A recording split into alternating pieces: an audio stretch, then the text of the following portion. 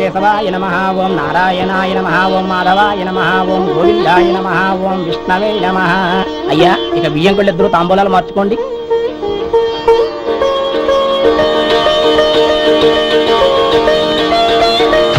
ఇదేంటి 45,000 ఉన్నాయి? అవునండి, ఒక 5,000 తక్కువే. సమయానికి డబ్బు అందలేదు. ఒక వారం రోజులు సర్దుబాటు చేస్తాం. సర్దుబాటు అయ్యాకే తాంబూలాలు పుచ్చుకుందాం. అరే లేవండ్రా, రండి. సుందరి గారు, తొందరపడకండి. అర్ధాంతరంగా శుభకార్యం ఆగిపోతే అమ్మాయి జీవితం. నాకు అనవసరం అండి, నేను ముందే చెప్పాను. తాంబూలాలు అప్పుడే 50,000 ఇచ్చి తీరాలండి. పోనీ ఆ 5,000 మీరిస్తారా? చెప్పండి. 5,000 కాదు, 50,000 నేను ఇవ్వగలను. అమ్మాయి జీవితం కంటే అదేమీ ఎక్కువ కాదు. కానీ మీ ప్రవర్తన చూశాక మీ సంబంధం వదులుకోవడమే మంచిదనిపిస్తోంది. ఇక మీరు దయచేయండి. అరే గోపాలం, ఏమిటా ఇది? నువ్వుండ్రా. ఇంకా నిలబడ్డారే? మీరు మనసు మార్చుకున్నా మేము మాట మార్చుకోవడానికి సిద్ధంగా లేము. వెళ్ళండి, వెళ్ళండి. చెల్లమ్మా, ఇలా రామ్మా.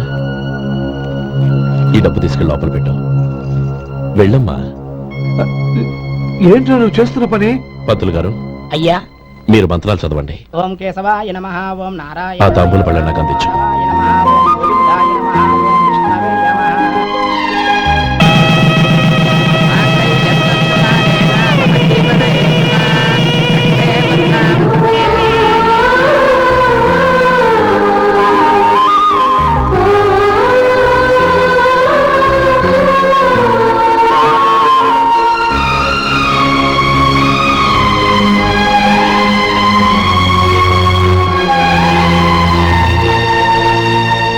పేర్లు చెప్పి లోపలికి రండి.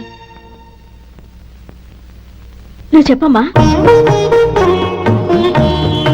పేర్లు చెప్పకపోతే లోపలికి రానిచ్చే ప్రసక్తే లేదు. నేను ఆయన గారు వచ్చాం. ఆయన గారేంటి? మీ ఆయన గారికి పేరంటూ ఒకటిగా, అది చెప్పు.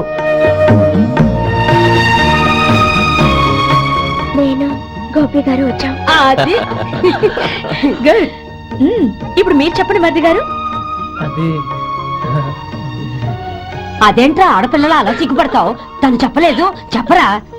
నేను తను వచ్చాం. ఏమ్మా, నీ పేరు తనా? మీ అందరికి తెలుసు కదా, మళ్ళీ ఎందుకు చెప్పడం? ఈ పప్పులే ఉడకం. మా చెల్లెలు చెప్పలేదు, మీరు చెప్పాలి. గౌరీ, వదిలేవే. ఏం కుదరదు, చెప్పాల్సిందే. నేను సుమతి వచ్చాము. ఆగండి ఆగండి, పళ్ళెల్లో డబ్బులేసి వెళ్ళండి. ఇదిగా